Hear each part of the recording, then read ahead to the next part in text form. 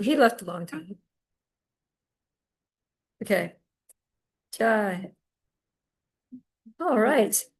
Welcome, everyone, to our Transcendental Bhagavad Gita class. Let's do the Mangalacharna.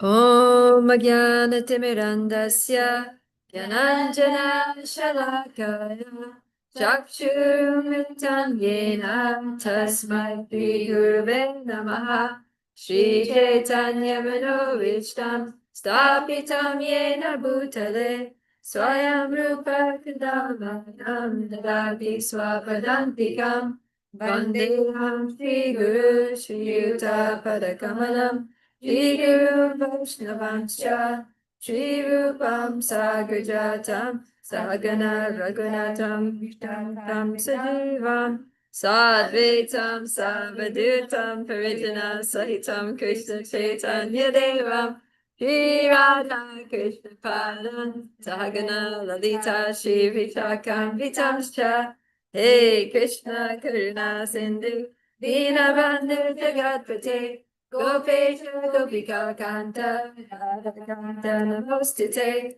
Tapta Kanchana Gaurangi Radhe Vrindavaneshwari Vrishabhanu Sute Devi Pranamami Hari Priye Vanchakalpa Tarubhyascha Kripa Sindhubhyo Vacha Patitanam Pavanibhyo Vaishnavibhyo Namo Namaha Jai Shri Krishna Chaitanya Prabhu Nityananda Shri Advaita Gadadhara Srivasadi Gaura Bhakta Vrinda Hare Krishna Krishna Krishna Hare Hare Hare Rama Rama Rama Hare Hare.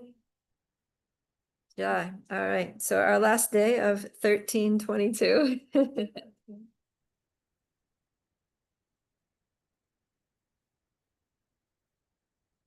So our memorization verse for the week. Purusha prakriti stohi punkte prakriti jangunam karanam guna sangosya sada sadyoni janmasu. Let's do it again.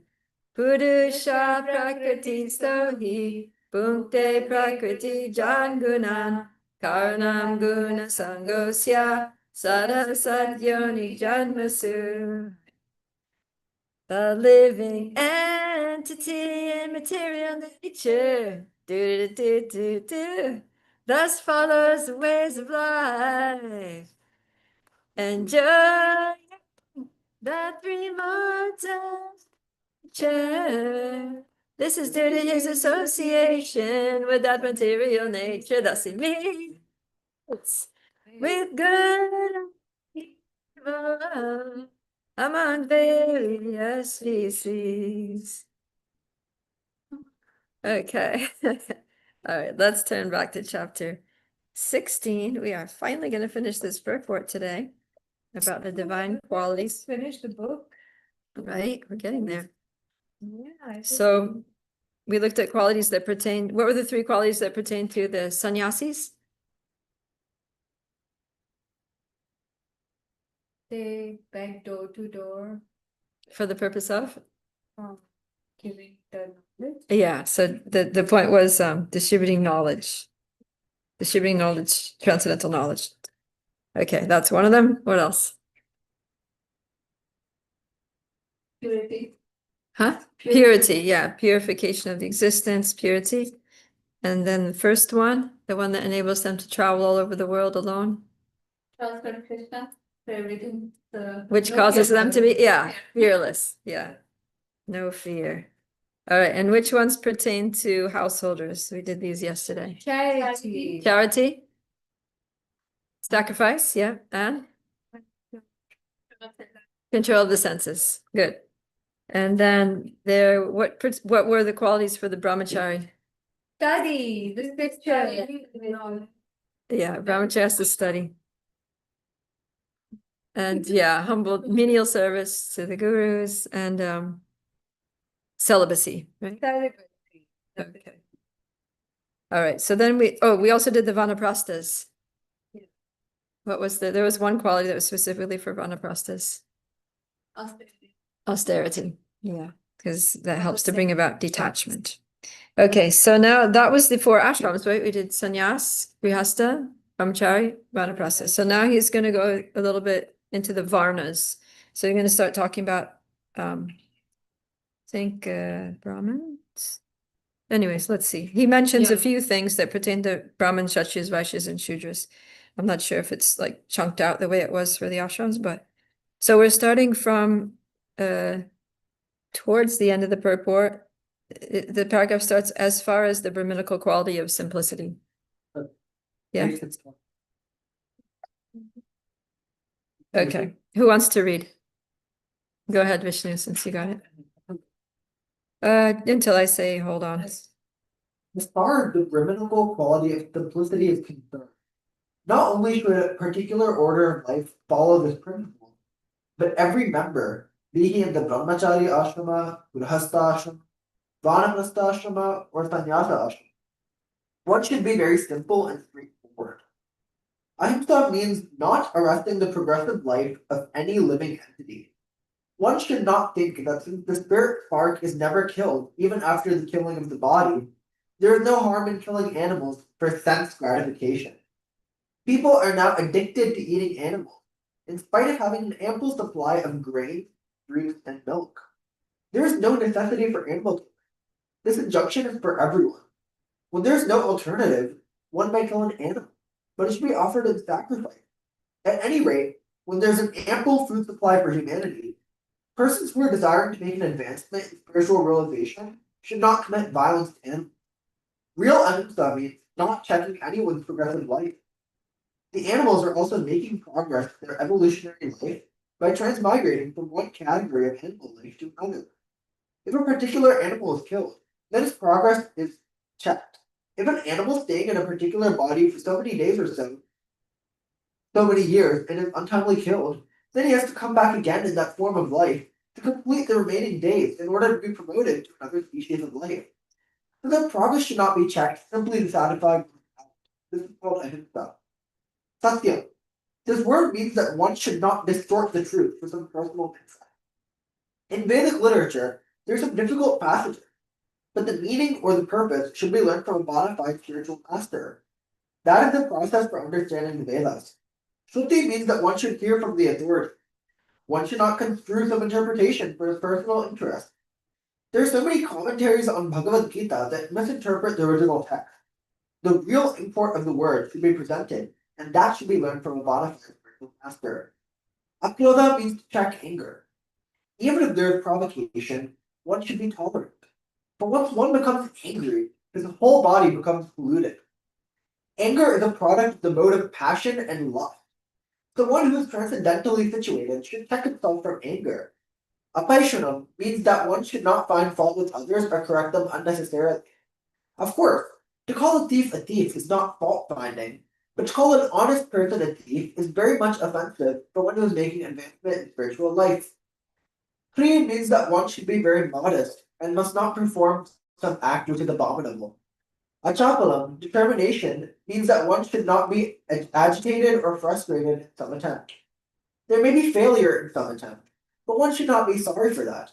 He should make progress with patience and determination. Okay, just hold on there. Thank you. So these Prabhupada mentions in the first paragraph that they apply to everyone, but specifically these ones are relevant for Brahmins. So yeah, he mentions that at least about simplicity. So a Brahmin should live a simple life, and we see like the Vedic Brahmins, they tend to just like live in the forest in a hut next to a river, and they just eat simply, live simply, and definitely truthfulness is one of the qualities of a Brahmin that's given in Bhagavad Gita and also Srimad Bhagavatam, that Brahmins have to be truthful. Even sometimes Brahmins are truthful to a fault, right? Like if they're in a situation where they're asked to lie, they can't do it. They just can't do it. Or if somehow they do, they just feel terrible. Like they can't. Oh, it's disturbing. They just can't like speak an untruth. And ahimsa, of course. So the Brahmins, see, sometimes Kshatriyas have to use himsa, right? They have to fight in battles like Battle of Kurukshetra. Sometimes they have to even they go hunting to practice their skills or like that. So there's some himsa, but for a Brahmin, there's no allowance for any of that. Like the Brahmins generally, they don't hunt, they don't kill, they don't fight, unless an emergency situation calls for or something. Like when Vena was the king, he was such a bad king, and the Brahmins felt responsible because when the other king uh, left his body, then they enthroned Vena. So they knew he wasn't going to be a great person, but they thought, well, blind uncle's better than no uncle. And if there's no king, it's just going to be anarchy and, disorder, and thieves and rogues are going to become strong, and it's going to be terrible. So just put someone there. At least he'll be a strong person. He'll keep the thieves and rogues at bay because he'll punish them severely. And maybe, the position of responsibility will make him step up and bring out the best in him or something. Unfortunately, it didn't. So he did, scare the thieves and rogues away, but he also mistreated good people too. So there were so many complaints about him that finally the Brahmins went there. And first they tried some diplomacy. They tried, speaking kind words to him and just, encouraging him to improve. And then, but he wasn't having, he's like, who are you to criticize me? Just get out of here. You're just beggars and whatever. And then, so they tried a few different ways, a few different angles to try to, correct Vena's misdeeds. And in the end, Vena was so offensive that they were like, all right, we've tried everything. There's only one thing we can do now. And of course, they didn't get violent in a sense, but they did kill him just by speaking a mantra. They just spoke one mantra and he dropped dead, and that was it. So yeah, Brahmins are actually like very loath to do anything like that, but in that situation, they had no other choice. So yeah, Brahmins are very generally very peaceful, truthful, simple. And this quality of akrodha is very important for Brahmins because sometimes Brahmins can be a little righteous, like a little self-righteous, and they can become angry with people who are ignorant. Like Durvasa Muni is a good example, that he's a Brahmin and he gets very easily angry with people when there are breaches of etiquette, especially in relation to himself, when he's not respected or not received well or something, because he should be received well. So then, if he feels like he's disrespected, then he'll curse people. He gets angry and he curses people. So that happens. We see like a lot of Vedic Brahmins get angry and curse people. So this is something that Brahmins need to, be introspective about and get under control, is anger. Because, like if you have a lot of clarity and you have a lot of knowledge and you see people that are just ignorant, it can be really disturbing. So, but the Brahmins need to cultivate, tolerance and akrodha. Yeah, and then the same thing that's related, apaishuna, not finding fault with others or correcting them unnecessarily. So the Brahmin is going to see the faults because they have that clear vision, but they shouldn't look for faults, and they should be balanced. They should also see the good qualities and try to, be as strict as they want with themselves, but be lenient with others. And when it comes to correcting people, don't correct the person unless you have a relationship with them. If they're your student or your disciple or your mentee, or, they're your dependent, then you go ahead and correct them. You have every right and actually responsibility to correct them. But if it's just a random new devotee that, you never saw before, and they're, eating with their left hand, or, touching the shoes or whatever, it's like, just don't leave them alone. Don't correct them unnecessarily. Okay, and then, yeah, achapalam, determination, the same thing, that there may be failure in some attempt, but don't be sorry. So it's something that Brahmins have to be very secure in, is that everything is Krishna's mercy. So they may try to do something, maybe like a Brahmin wants to start, some outreach initiative or something, and you're trying to make new devotees and share Krishna consciousness, or you're trying to give a class and no one shows up, or whatever. Like, don't worry, just be patient and be determined and just keep going and do it as a service. And do things for the pleasure of Krishna and don't worry too much about the result. Actually, Oh, I skipped Hri. Hri means that one should be very modest and must not perform some act which is abominable. Yeah, so be modest, don't be showy. Like it doesn't look well for a Brahmin to be very ostentatious. Sometimes you get these pujaris that go on the altar and they wear these very flamboyant dhotis and they like even the way they do it is like with the chest out and yeah, like exactly, right? It just doesn't look well, does it? Taking the attention It's away in from the offering. Yeah. Yeah. Look at my act, look at how fancy, look at my posture. Yeah. Telling the deity is not, it's about me. Right. This performance. And Yeah. And it just doesn't look well. Like it's kind of backfires because they're trying to get respect for themselves, but it does the opposite. Respect, yeah. it just Yeah. sweet. But I mean, for Kshatriyas, it's okay. Like a Kshatriya is a king. They should be noble. They should be, like I'm strong. That's okay, right? Yeah, because people need to be to feel that person is a strong leader. That makes everyone feel secure that this person is a leader. They're strong. They've got wealth. Like he has to show those things. He has to literally demonstrate his wealth and his power and his opulence and his uh, whatever that he's capable. But Brahmins should just be like, modest and simple and When like they're not what's that? doing their job. Yeah, just do your things. Okay, who we got there? Oh, Hare Krishna. So now we're going to the Kshatriyas. Who wants to read about Pragati? Go ahead. Oh, you had a question about these qualities, yeah. So they ask about like when they say that killing of animals and they are stopping their like progress. Yeah. So what if like if they accidentally kill an animal or someone? Yeah, Like, that's a little different because here it's talking about killing animals for sense gratification, right? He's talking about killing animals for, he says, their progress should not be checked simply to satisfy one's palate. So this is, Not good stuff. yeah, it doesn't include, yeah, unless you're like, I hate you. Whatever. But if you're, let's say, if an animal is dangerous in some way, or is like attacking you or harming you in some way.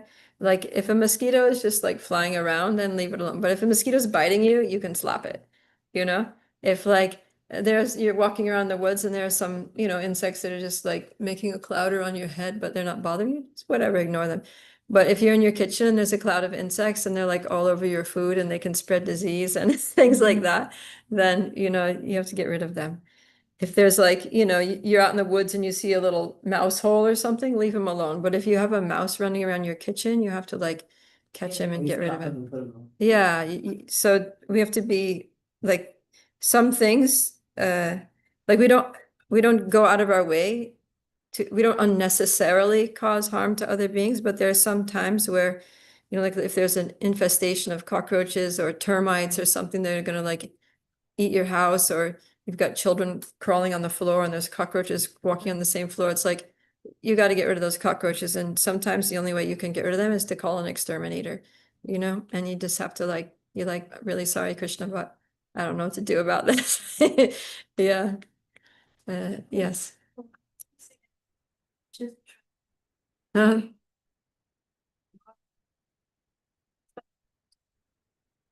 yeah. Yeah. Yes, I have to say I have this just Mm. cough. But I can't control this so. You just have like one or two. Yeah, if you just have one or two that you see occasionally, get a cup and, throw them out the door.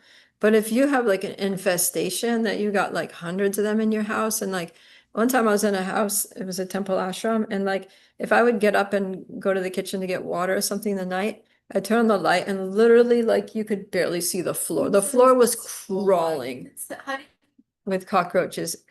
It was just, I'm not gonna say, but it was super gnarly.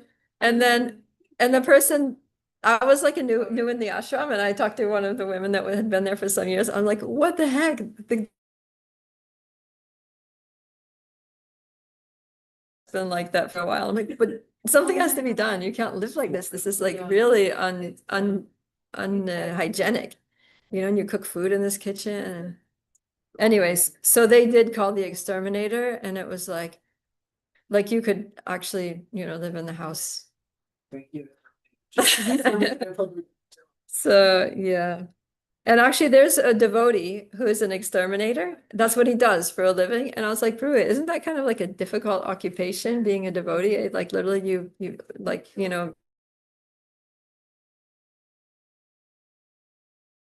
and he said that he doesn't feel bad about doing it because he does it as a protection. He's like protecting, because he said he gets called to people's houses where there's like families with children and babies, and it's like he's doing it as a service for humanity, for cleanliness and hygienic living conditions. It's not like he has a vendetta against cockroaches. He's not doing it for sense gratification. Yeah, He's doing it as his- he's doing it as a service to humanity so that people can live safe and children can grow up healthy and there can be cleanliness and yeah. Go ahead. I think I heard somewhere like Prabhupada said like you don't have to unnecessarily kill the mosquito, but if the mosquito is like biting you and then you are killing it, then that's okay. Is that right? Yeah, Prabhupada said that because there's an injunction that says that an aggressor may be killed. I think he quoted that, something from Manu Samhita or something, that an aggressor may be killed. So if they're attacking you, and especially if it's in India, where the cockroaches are a country where there's malaria, I'm sorry, the mosquito carries malaria, the mosquito could literally like, give you a fatal disease. So you have. Let's go. It's called not the first place in getting that some people. Chapalam, determination. Yep. Yeah. Chapala means like you're wishy-washy, like flickering. You'll start something and then you'll be like, oh, whatever, and do something else, and then and do something else. So a chapala, it means like you decide what you're gonna do and you do it. And even if it's difficult, you just push through. And even if it seems like it's not being successful, you just keep trying. So how to do it? Is that your question? Just maintain. How to Stay maintain in that. determination. Yeah, so one thing is we have to be like very confident that what we're trying for is a worthwhile goal, right? That this is like, for example, if your goal is to, for example, Srila Prabhupada got the instruction to preach Krishna consciousness in English-speaking countries. So he came to America. And so he was very determined because he was confident that what he was trying for was the will of Krishna, because he had received it from his spiritual master, who is the representative of Krishna. So he thought, Krishna wants me to do this. My guru made it very clear. And so this is a good goal. I'm not doing for sense gratification. It's not whimsical. It's not, a waste of time. It's something that is good for me, is good for the world, good for the people. My guru wants it. Krishna wants it. So we have to be very confident that what we're striving for is the right thing to try for. And then we have to have faith that it's possible, right? So there's a saying that when the guru gives an instruction, then with that comes the ability to actually carry it out. Like the empowerment is in the instruction. So yeah, Prabhupada was confident that this is a good goal and that it's a viable goal. Like I can actually achieve this goal. That everything that I need is there in the instruction of my guru, because Krishna is all powerful and he can bless me. Since he wants it, he can bless me to fulfill it. So he kept pushing on, even though sometimes it was very hard. The whole first year, no results. Sometimes he was even going back to the harbor, the New York harbor, and going to the place where the Jaladuta had its timetable. And he was looking, when is the next Jaladuta ship going back to India? He would look there, and he went multiple times. And one time, like, maybe fourth or fifth time that he went, the person there selling tickets was like, Swamiji, are you coming or not? You keep looking at the timetable, but you never actually get on the boat. And he said, what can I do? It's difficult, but my guru gave me an instruction. I need to fulfill it. So sometimes his mind was going that way, but he couldn't, like his determination was really unbreakable. Yeah. So, is that okay? All right. I agree with that. When you don't know what you can do, it's very hard to be determined, because you have that cloudy mind. Yeah. You're uncertain, you're like, should I do this, should I do that? I've experienced that a lot in my own life, but when you have like, for example, your spiritual master tells me to do something, you have full trust, you're like, this is right, this is what I need to do, your mind clears up. Yeah. And then like spiritual master, mentor, whoever is telling you, you trust them, and then you're like, okay, now I know I need to do that. And then you can be determined, because even when the going gets tough, you're like, no, my like good reason for me to do this, and that means it's also possible for me to do it, like you're enabled to do it. Yeah. So it's just a question of consistent effort over a period of time. Not that you know you need to do it. Yeah. Okay. Of course you could, if it really seems like if you're really struggling, you could go back to the person, your spiritual master who have given instruction and be like, just be like, I've tried this, I've tried that, nothing seems to be working. Can you give me some further guidance on this? So you're ready to learn this. Yeah, you just never know. Okay, let's go on for the Kshatriyas. Who's reading? Pragati, the word tejas. The word tejas used here is meant for the Kshatriyas. The Kshatriyas should always be very strong to be able to give protection to the weak. They should not pose themselves as known. If violence is required, they must exhibit it. But a person who is able to curb down his enemy may, under certain conditions, show forgiveness. He may excuse minor offenses. So this is the one quality that Prabhupada says applies to the Kshatriyas is tejas. Tejas means like strong. They can't like wimp out, because people are depending on them. They're the leaders, they're the government, they're the military, they need to be like brave and go out there and do whatever is necessary to do to protect people from harm. Yeah. He says that sometimes they can show forgiveness, but sometimes they have to use force. Okay. Shocham. Aruna? Satsang means cleanliness, not only in the mind and body, but in one's dealing also. It is especially meant for the mercantile people who should not deal in the black market. Okay, so that's the only thing there for the Vaishyas is cleanliness. So they should have clean dealings, not cheating, not dealing with the black market, not money laundering, not, whatever. Right, all the things that they do, all the corruption in the financial circles, in business. Yeah, they should be very clean, pure, transparent, and honest in their dealings. Okay, go ahead. Not expecting honor applies to the Sudras, the worker class, which are considered, according to Vedic injunctions, to be the lowest of the four classes. They should not be puffed up with unnecessary prestige or honor, and should remain in their own status. It is the duty of the Sudras to offer respect to the higher class for the upkeep of the social order. Okay, so yeah, the Shudras, they're the craftspeople, the laborers, so they should just, do their work, and of course they can take pride in their own work, their own skills and craftsmanship, but they shouldn't go around like, to see how great I am and stuff like that, because ultimately they're being maintained by the three higher classes. So what happens is that if somebody who is dependent on somebody else, like they're dependent on a superior person, and they start, becoming arrogant and proud, then what happens is that the superior person who's maintaining them becomes disgusted and is not inclined to maintain them anymore, right? It's like if you have if you're working in a company and you're like, the head of the company, and you have some people that you hire to just, kind of, clean or fix something or something, and then they start, getting puffed up thinking that this whole company is depending on me, because if I didn't like fix the plumbing, you guys would be flooded, or whatever it is, then the actual heads of the company are going to be like, what? Get out of here.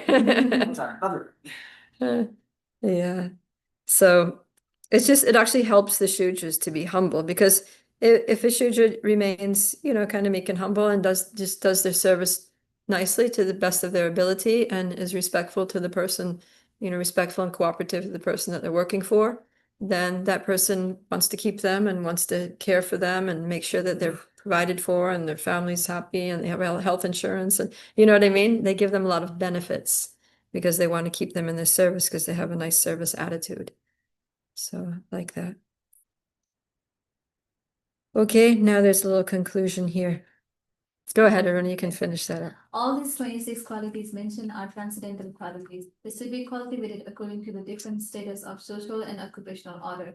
The purpose is that even though material conditions are miserable, if these qualities are developed by practice by all classes of man, then gradually it is possible to rise to the highest platform of transcendental realizations.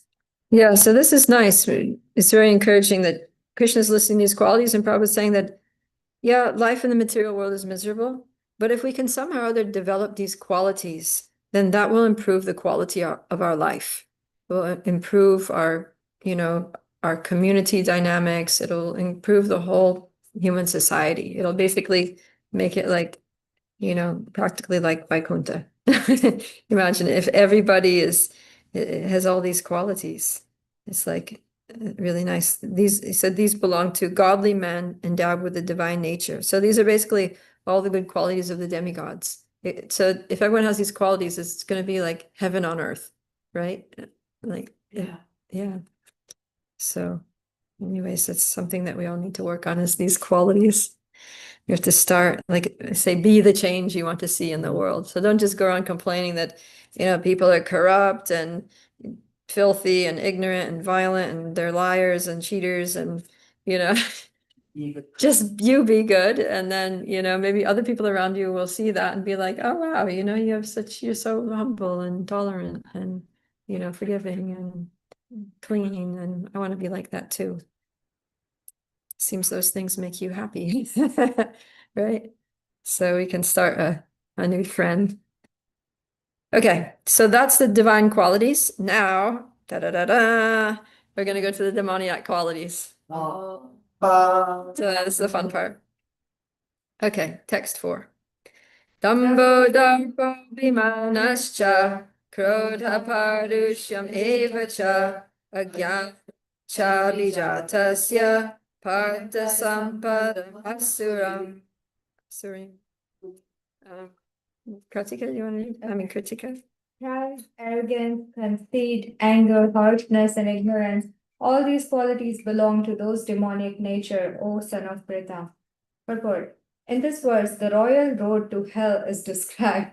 There you go. If you want to go to hell, here's the way. The demonic want to make a show of religion and advancement in spiritual science, although they do not follow the principles.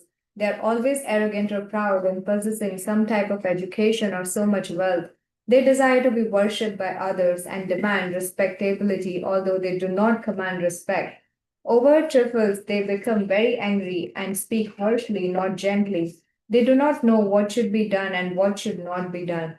They do everything whimsically according to their own desire, and they do not recognize any authority. These demonic qualities are taken on by them from the beginning of their bodies in the wombs of their mothers, and as they grow, they manifest all these inauspicious qualities. Okay, yeah. So you can see the first 3 qualities are almost like synonyms of each other, right? Pride, arrogance, and conceit. They basically mean, they're like the nuanced, they kind of have their own nuances, but they basically mean the same thing, you know, different forms of pride. So this pride is a really ugly thing. It's a really demoniac thing. And devotees are supposed to be humble. So whenever we feel pride arising or arrogance or getting conceited or like vain or something, then we have to be like, oh, shoot, my dark side. Which is interesting because, you know, in materialistic society, they sometimes think that pride is a good thing. Like it's a good quality, like, you know, children should be encouraged to have a sense of pride. And yeah. I think they mean I think it's self-respect. self-confidence. Yeah, but they're confused actually. They don't even know what they mean by the words. Yeah. I mean, there's a difference between just the same way as there's a difference between humility and low self-esteem. There's a difference between pride and high self-esteem. Right?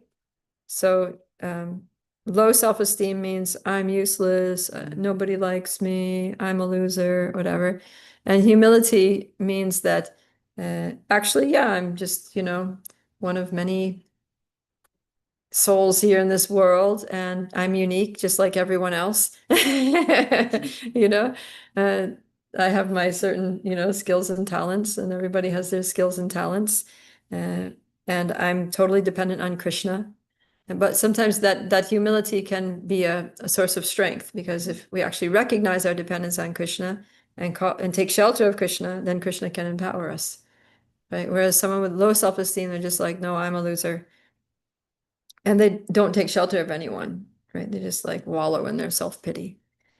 So then the opposite of that is high self-esteem, is that actually as a soul, I'm very valuable because I'm dear to Krishna. I'm Krishna's eternal servant. We have an intimate, loving relationship. I'm his little part and parcel. I'm full of, really nice qualities. Just a question of uncovering those, maybe, a little more. And I can actually do something I can make positive contribution to society. But then you can still understand that that's by Krishna's grace. By Krishna's grace, I have some skills and talents. By Krishna's grace, I have, beauty or money. By Krishna's grace, I have good association and resources at my disposal. And so let me use them in Krishna's service because he's the greatest and I'm his humble servant, right? Whereas pride is that, yes, by dint of my wealth and my cleverness, I've strategized in certain ways and I've, had great success in my life. I've figured it all out due to my own intelligence. And so I deserve every penny of what I've earned, and I can use this money in whatever way I want. If it's, wine, women, or gambling or whatever, I made the money. I can use this. I see fit with. I'm the controller. Yeah, I'm the enjoyer. I'm the controller. It's mine. Don't tell me what to do. So that's pride, right? And you can see that's demonic. More than 90% people. Yep. They are like. Wait, what did you say? I don't know. So, you see this. Everybody's just like, all of us have something. Yeah, I mean, we're all conditioned. Just like recognize that, oh, this person's dealing with it on my own, and like have compassion for them. And just know that this is not someone who I should be like taking shelter of or instruction from, or really I should, like Yeah, in that way, right. like respectfully. They have so much on their plate. Yeah. Yeah, unfortunately, sometimes these qualities can manifest. And for sure, they manifest even in us, right? We're trying to be devotees, and sometimes I know that But hopefully, Yeah, yeah. yeah.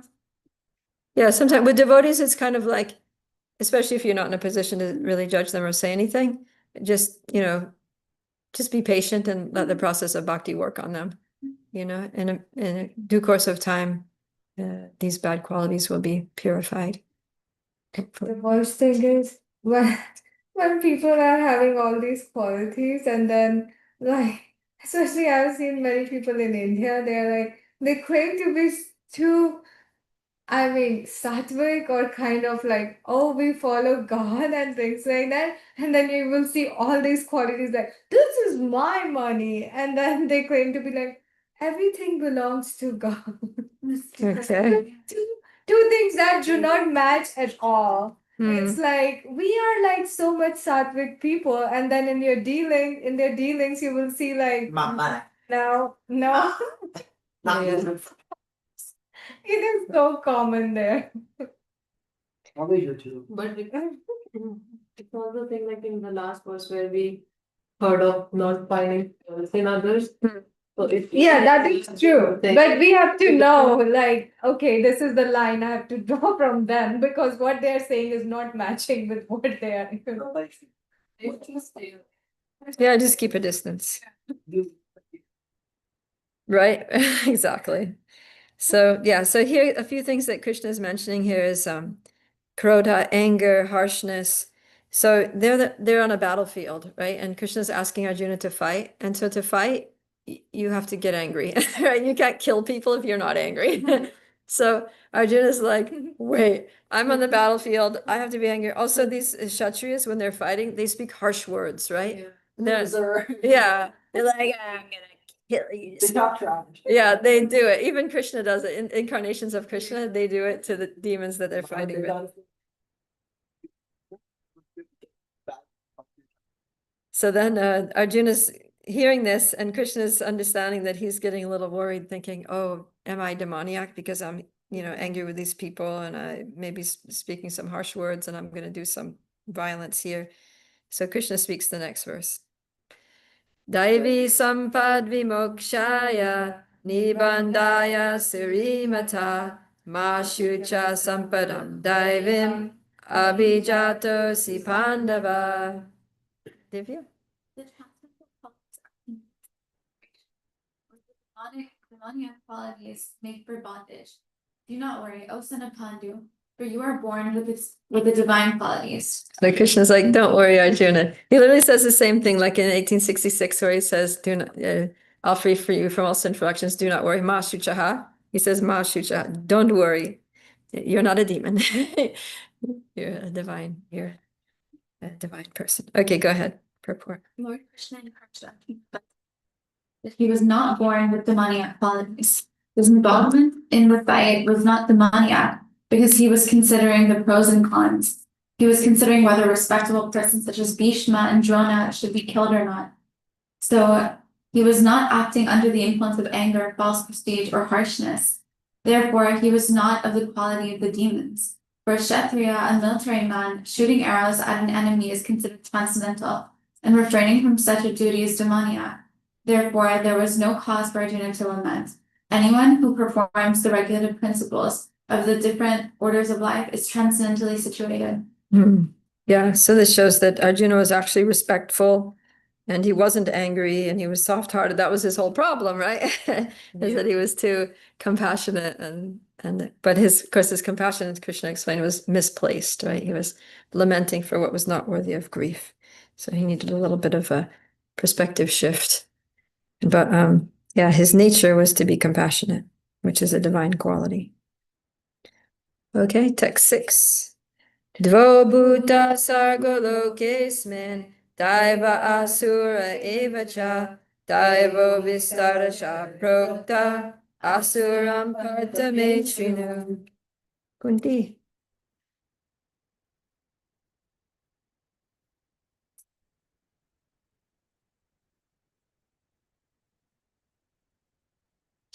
Now hear from me the demon. Lord Krishna, having assured Arjuna that he was born with the divine qualities, is now describing the demoniac way. The conditioned living entities are divided into two classes under those who are born with divine qualities follow a regulated life, that is to say, they abide by the injunctions and scriptures and by the authorities. One should perform duties and relate authoritative scripture. This mentality is called divine. One who does not follow the regulative principles as they are laid down in the scriptures, and who acts according to his whims is called demoniac or obscure. There is no other criterion but obedience to the regulative principles of scriptures. It is mentioned in Vedic literature that both the demigods and the demons are born with divine. The only difference is that one class obeys the Vedic injunctions and the other does. Okay, so this is a very kind of cut and dry defining characteristic of who's divine and who's demoniac, is that the demons reject the scriptures and they just live according to their own whims. Whereas people who are divine, they accept the scriptures, they respect them, and they try to follow them. So that's very clear because sometimes it might be difficult, like sometimes people have, maybe they're clean and they're patient, they might be charitable or whatever. And you might think they're good people, but then they're atheists and they reject any scripture, they reject religion, they don't, they're what might be called secular humanists. you know, which means secular means they're not religious at all. They don't believe in God, but they try to help humanity in different ways. Like they may be philanthropists or something. Yeah. So they're just helping them in material ways, you know, like food to the poor, or giving medicine to the sick, or something like that, right? I mean, often they do it, you know, for their own reputation, prestige, and things like that. For tax purposes, that too happens. But even if they do it just like in the mode of goodness, like out of duty, because it ought to be done, they have a feeling that, well, I have a lot of money, I should help people with it. I want to help people. So they feel good about themselves. But according to this, they're still demonic because they're just doing it to feel good about themselves. They're not doing it according to exactly, yeah. Okay. All right. Text 7. Pravrittim cha nivrittim cha janana vidur asuraha na shocham na pichacharo na satyam teshu vidyate. Those who are devout have what is to be done and what is not to be done. Neither cleanliness nor proper behavior nor truth is found in them. In every civilized human society, there is some set of scriptural rules and regulation which is followed from the beginning. Especially among the Aryans, those who adopt the Vedic civilization and who are known as the best advanced civilized peoples, those who do not follow the scriptural injunctions are supposed to be demons. Therefore, it is stated here that the demons do not know the scriptural rules, nor do they have any inclination to follow them.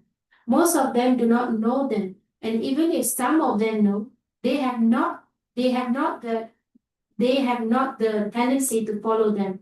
They have no faith, nor are they willing to act in terms of the Vedic injunctions. The demons are not clean, either externally or internally. One should always be careful to keep his body clean by bathing, brushing teeth, shaving, cleaning clothes, etc. As far as internal cleanliness is concerned, one should always remember the holy names of God and chant Hare Krishna, Hare Krishna, Hare Krishna.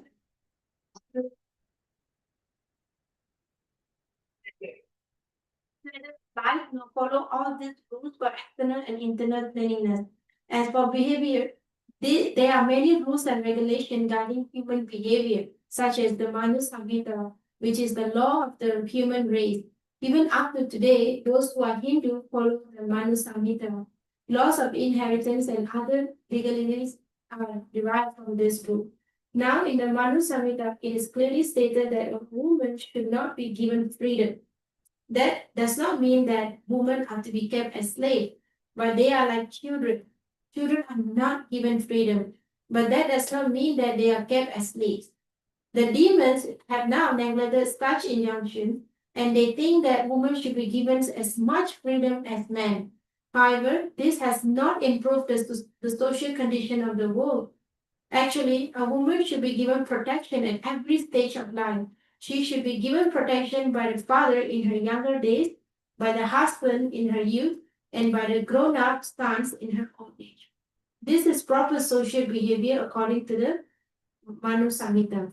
But modern education has artificially devised a puffed-up concept of womanly life, and therefore marriage is practically now an imagination in human society.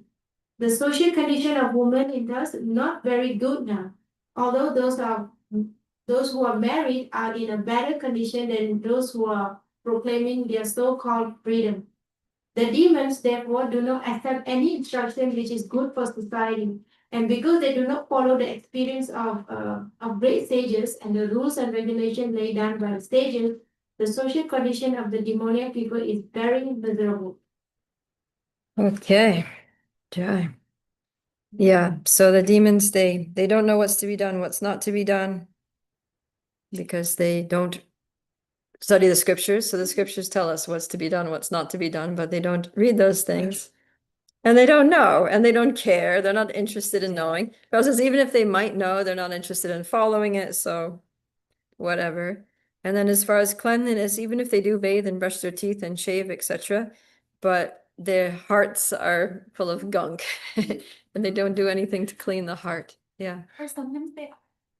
I think there are examples of like demons that are like demonic personalities that aren't really learned, like they do understand it, but then they invert it, they use it for like their own. They twist it. Like Yeah. they're Shiva and gaining on Yeah. it's so that you can use it against Christians. Yeah.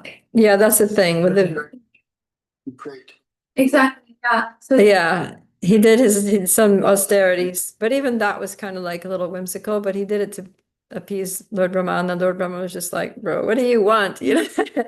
And so he went down there and he basically wanted to take the position of Brahma. So yeah, thinking that Brahma was like the most powerful person because he was in denial that Lord Vishnu was supreme. So he just thought Brahma has to be the supreme post. Brahma has to be like the highest post in the universe, which is true, but he didn't consider that there were posts outside of the universe. He just like totally denied like anything to do with Vishnu. So he thought if I can manipulate Brahma to give me powers greater than even he has, then I can kick him out of his post and become Brahma and rule the universe. Fundamental flaw. How do you give someone more power than you have? Exactly. Yeah. So there you go. So then Prabhupada gives an example here of women. So this is, maybe somewhat controversial in society today. But sometimes, I mean, yeah, we were talking about this, that, when it comes to, we're all embodied souls. So as souls, everyone's equal, right? Spiritually, we're all on the same level. It's not that a soul in a female body is inferior to a soul in a male body, or even that a soul in an animal body or an insect body or a plant body is inferior to a soul in a human body. All souls are equal, right? But then we have our bodies. And then due to the body, there are differences, right? So like most men are physically stronger than most women, right? So that means that most men can basically do whatever they want with most women, if there's no protection there, if there's no, like, if a woman's alone on the street and there's no one in sight to protect her, no, video cameras or police or something.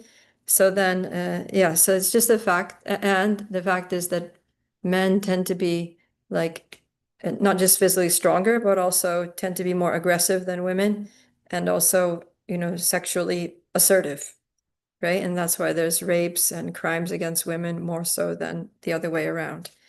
So then women need to be protected by a man who is physically stronger and who has the aggression that they can counter. They can try to replace that with technology. What's that? It's like society.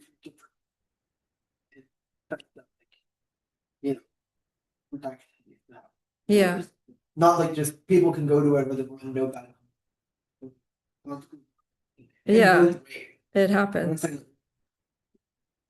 Yeah. And so, yeah, Prabhupada's saying this demoniac society has encouraged women to leave the protection of their parents and go live alone somewhere, an apartment in a city, and not get married because you don't need a man. You can do just fine, if not better, on your own. And so what I heard is that from devotees is that this whole like women's liberation movement was actually started by men with the intention of like getting the women out there in the marketplace so that they can basically take advantage of them because they don't want the women to be protected. Because if a woman, if a man, protected, they can't. exactly. How do they- Right. So if these demoniac men want to take advantage of women, then the best thing is they need to liberate them from the Is protection. it even modernity? Convince them that the protection offered by their families and husbands is oppressive and they need to get liberated from that. They don't like we don't even think of it as protection normally. People don't think of it as like freedom and modernity. If you're living a modern lifestyle, like you're supposed to be, it's not cool. Yeah. Like become what's cool in society. Like the whole, that's what I was trying to say earlier, like the whole context of protection has been forgotten. Mhm. Yeah. So what Prabhupada is saying that these women that are just like alone and trying to figure out their own existence, they're lonely and not very happy and they don't feel safe. They can't like go out and do things in the world. They have to call up a friend or two and go do, like if they were married, she goes with her husband and does stuff, right? Like She uses the husband as hold my things. Yeah, You were the killing. and she's got some shoulder to cry on when somebody says something she doesn't like, and then he'll be like, "Who talked to you like that?" Oh, right? And she's like, so it's actually nice, you know? Oh my God, one time I was teaching at the school and one male teacher, he kind of like, he spoke to me in a way that was a little rough, you know, and I was like a little sensitive because my mother had just passed away. And like, he said something that was very harsh, just something school related. It was nothing related to my mother or anything, but because I was like in a little bit of a, you know, what's the word? Sensitive. I was like a little more sensitive than usual. And then he said something. I went home that afternoon and I was like visibly, you know, upset. And then no, I went home for lunch. And then my husband had cooked lunch. So then he he saw that I was like, he said, "What happened?" Perception. Yeah, he said, what's going on? And I said, "Oh, such and such Prabhu said this to me." And then I was like starting to tear up and stuff. And then he was like, he said, "Give me his number." So he like, he called him up. Oh my God. He called him up and he got on the phone. He's like, "Is this such and such Prabhu?" He said, "Yes, Prabhu." He said, "Don't talk to my wife. Do you understand? Do not talk to my wife." And then you could hear he was trying to explain himself. He's like, "No, I don't want to hear it. You just need to understand one thing. You do not talk to my wife ever again." He was like yelling at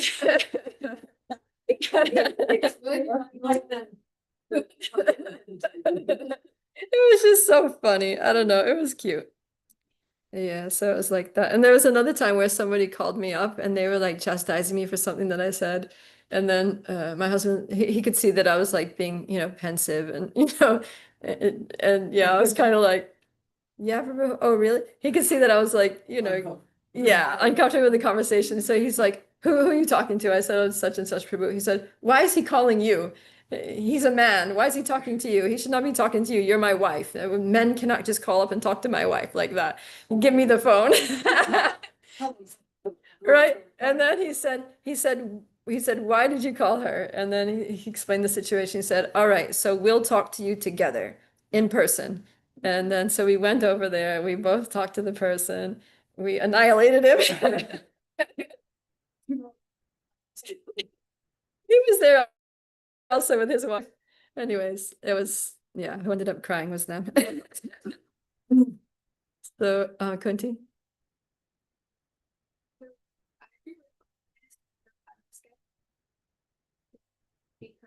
What statement? That women are like children?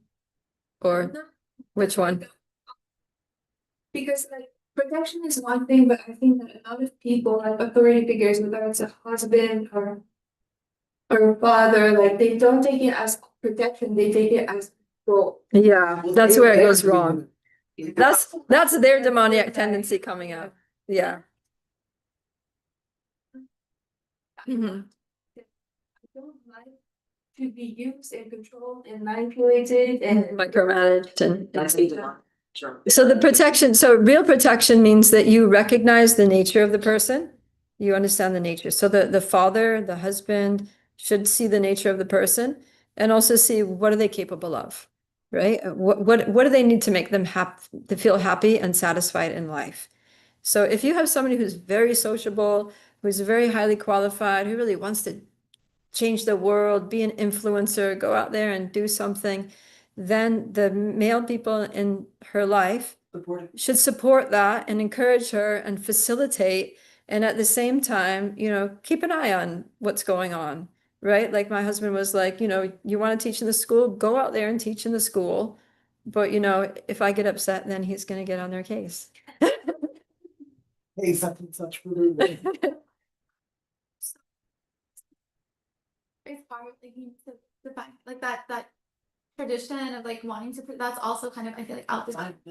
You know, it's hard to find people like that. Yeah. Like, a lot of men even from their perspective they're thinking women are, you know, we're equals and you know, like so they should be able to stand on their own and like, you know.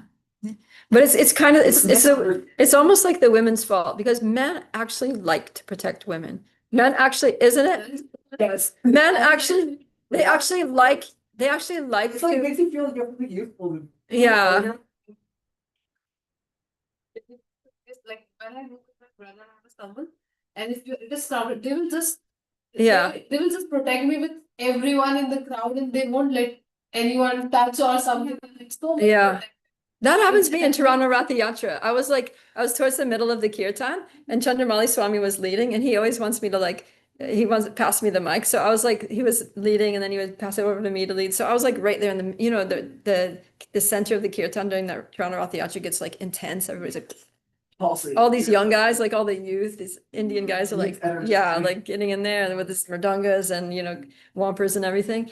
Anyways, so then when the boys, the Bhakti Academy boys saw that happening, they literally like made a circle around me and they were like holding hands and putting me in the middle of the circle so that I could just like be dancing in ecstasy and getting the microphone and like that. And it was so nice and they loved it. Like literally they remember that to this day. They're like, remember when we made the circle around you? And I was like, yeah, thanks guys. They felt so good about that. And also, like the man also feels happy to maintain the woman. There are a lot of men that they don't want the wife to work because they want to provide. They want to feel that, yeah, they want to feel like I'm providing for my family. I'm being the man, like yeah, they like to feel like others are depending on them. And, and then, there was one, actually, there was one show that was like from the 50s, and it was talking about like etiquette and things. And it said some things like, if you're sitting on a bus, like ladies don't on the bus, if you got people sitting in the seat behind you, don't like, be going like this with your hair and stuff. It's like following. They said that. And then they said, and ladies, when you get off the bus, and one of the men stops outside the bus and offers you a hand, take his hand and let him help you off that big step off the bus because it makes him feel good. And it was a man saying it. The narrator he was like, it makes him feel good. Thing too, because I know especially in the West, from what I've seen from some experiences, the majority of men that I've like people that I've heard from, they see that as that's almost like a burden. Like, oh, now she doesn't want to work. She wants to sit at home and do nothing all day. Or like she just wants to like make babies, cook and clean, and then I have to sleep working. It's because it's like the modern the demoniac conditioning. Like it's like men like they want to go 50-50. But then they're so want you to insecure. They want you Yeah. to cook, clean, and do everything at home. But then they want to go 50-50 on finances. But see, the same man that like says you go out and get a job too, he's like in total anxiety because who's she talking to in the workplace? What other men are like hitting on her? Is she having an affair? Yeah, or who's yeah. And there are all these suspicions, and assumptions. And then and it causes tension in their relationship. So then when they get home, not only are they both tired, there's nothing to eat, but they're both, in anxiety about what the other's doing during the day and stuff. Yeah. There was a book by I think Devaki Mataji, and she was writing. It's called Spiritual something. I forget. Spiritual culture. And I think some devotee was telling me they were reading it, and she also, or they were speaking with her, and she was saying how like it's very powerful when a woman kind of preserves her energy and stays at home the majority of the time, and she's like a homemaker, and she's all that energy that she could be kind of like giving to another boss or someone else, she's reserving that for her household. So she's able to like receive her kids when they come home with so much love, and her husband, and she's cooking so much food like out of love. It's not out of anxiety because she feels rushed. She has the hour, it's getting late in the day and she only has a few hours left, and she has to catch up with her reading, sadness, whatever else she's doing. Like she has time to just she has time to give her whole existence to support everyone else. And like effort, like not effort, but like freely. And pass on the value, great probably like the children. That's a society. That's how you structure a family. Right. You break the backbone, you take the women out of the household, you put the situations. Like that's increasing public. I mean, I don't have like verbal data. But I'm sure like marriage, like instability happens. Probably grow up with like people working. Oh yeah. They can't get the people used to stay together before. Like then you have people studying, they're like single, confused, no guidance, no mentorship, nothing, just going to do all kinds of random things, like demonic things, whatever. Yeah. That's where you get these kind of societies where people are doing whatever. Like, Yeah. there's a phrase that I've heard, like the women's like the Griha Lakshmi, where Griha is like woman Lakshmi, like Lakshmi generally efficient, but nerdy, but also like representing all the divine qualities. Yeah. And like you want them to be there. Like it doesn't mean being at home doesn't mean you're always in the house, like you're Mm. physically stuck in the house. Yeah. Like your home is your home base and you're like, Yeah. very smart at like making sure everything's happening and controlling Yeah. things. That's the backbone of the family, that's the backbone of society. Which is why it's recommended and that's considered divine qualities.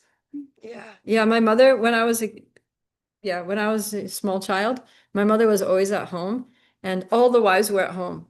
So all the men would go to work and the women would be at home. So they would do their housework and then they would go. Like my mother would go to the neighbor's house, another neighbor's house. She'd be hanging out with the neighbors all day and, talking and drinking coffee together and stuff. Yeah, they would help each other with stuff. Like maybe it's winter, one's like canning strawberries, jam for the, yeah, and they'll help each other. They'll teach each other some like skills. They don't have to read Good Housekeeping magazine because one knows how to do this, one knows how to do that. One teaches one how to like do quilting. One does, like Teaching them stuff in the community here. yeah, yeah, So important. it was really good. Yeah, Before it was easy, like if one person is working, they could like feed both. Mm. But then now the economic system is so bad. because So, because you know why? Because women started working. Because what happened was when it was just one person working, maintaining the family, then there was a certain level of income. And so you were limited by that income and what you could buy. Right. And so, and because the thing is the prices of things, they price things according to what people will pay. No one's going to put a price on something that someone can't pay because people won't buy it. And what's the point, right? So the price has to be affordable. So when there's one person working, the prices of, homes and land and cars and things is what you can afford on a one-person salary. Then they pushed women out into the workplace. Now all of a sudden you got two incomes. So the salary doubled. So now people started thinking, oh, we've got so much more money. We could buy a more expensive car. We could buy a more expensive home. And all of a sudden it's like we can pay double the amount for things. So then the result was that they started charging the double amount for things. The prices just went up and up and up because, people are able to pay more. We can charge more. Because they're going to just keep raising the price until people can't pay it anymore. They're going to keep it at that threshold where people can just barely pay it. And if you raise it a little more, they won't buy it. There's no point making it less because if they'll pay more, why would you make it less? So now what happened is look at the cost of like cars and houses and everything. It's absolutely crazy. If you don't have two incomes in your home at least, and sometimes I have like a, grown-up child staying at home and working, you got like three incomes. And if you don't have like at least two incomes, you can't make ends meet. And so now practically the women have to work unless the man's got like a really like highfalutin job. Or you just have to live super simply. Like you have to live like below the standard of the average, quality of material quality of life. Right, let's Yeah. have the one like that saves so much like on like daycare. She's able to just raise her kids or like do Yeah. schooling or It's cooking better. or eating out. And you can save a lot of money, yeah, because you don't have to buy like all these convenience foods and you don't have to have two cars and all these things. Yeah. Which is like less medical. So we should start a new trend, right? If all the women just refuse to work, then everyone has to do it. It's just like a pact, right? Across America, the women are all going to refuse to work. They're all going to stay home with their kids, raise the kids nicely, take care of the home, make the husband happy, keep the marriage together. And then, all these businesses and, retailers and everything, they're going to be like, oops, people can't pay these prices anymore because they only have one income. We have to put it down, bring down their cost, and they'll figure it out. Yeah, and people also realize that they don't need all those things. There's a lot of things that we just. Yeah. I think the main thing then again comes to the desires, I guess, like because people Yeah. I want more and more and more. Well, that's what's going to come up in the forthcoming verses about the demoniac mentality is like insatiable desires. Yeah. Yeah, they just caught in a network of desires. Pregnancy. Yeah, actually, I wanted to make earlier the point that like when Prabhupada says that women are like children. I literally love that point because actually women are like so sensitive, so much, they can be caught by any emotional, like a man Yeah. comes and they're actually like very sensitive and very like children minded. They're simple and they don't have so much Yeah. cleverness like men. And then I've also seen like if a woman is single and she do not have any boyfriend, all other men still think that okay, she's approachable and everyone try to exploit the Yeah. woman. But if the girl has a husband, they know that okay, she has a husband, she is not someone Yeah. to be. Oh my God, when we Okay. were in Vrindavan doing Vrindavan Parikram, and we went with my husband, so it was myself, my daughter, and my husband. So we were walking around Vrindavan and all that. And then, so when I was with my husband, everything was hunky-dory. Then he started walking fast because my daughter was getting tired. She was young, and we were like lagging behind. And then he walks fast anyway. So that's why I walk fast, because my walking is nothing compared to his. But anyways, I was like, Prabhu, wait. And he was just like, you guys are so slow. Just come in your own pace. And then I was like, no, because the thing is, as soon as he was like far enough ahead that people didn't connect that we were with him, all these men kept coming up to us, one after the other. These like, as Prabhupada would say, unscrupulous men, these like lusty Indian men, and just be like, hello, where are you from?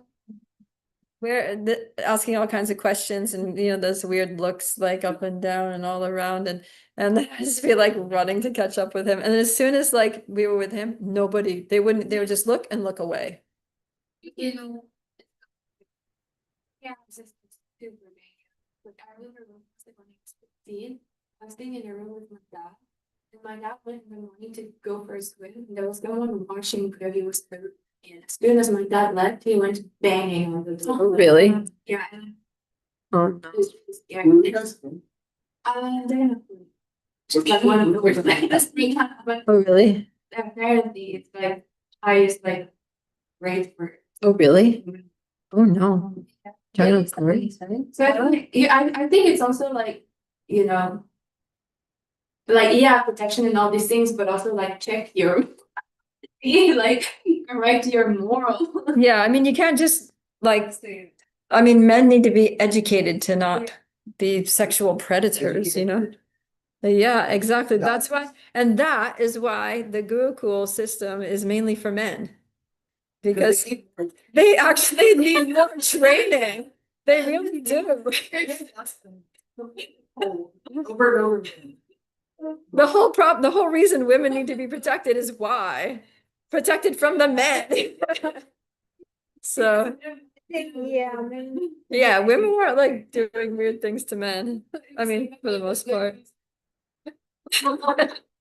Anyways, so yeah, that's why the brahmacharis need to be trained to control the mind, control the senses. Yeah. Oops, Bhakti Circle. We have to set up for Bhakti Circle. All right, everyone. Thank you very much for attending. Gonna wrap it up. Hare Krishna. Bhagavad Gita ki jai. Prabhupada ki jai. Protection for women ki jai. Nice men, divine men in the world ki jai.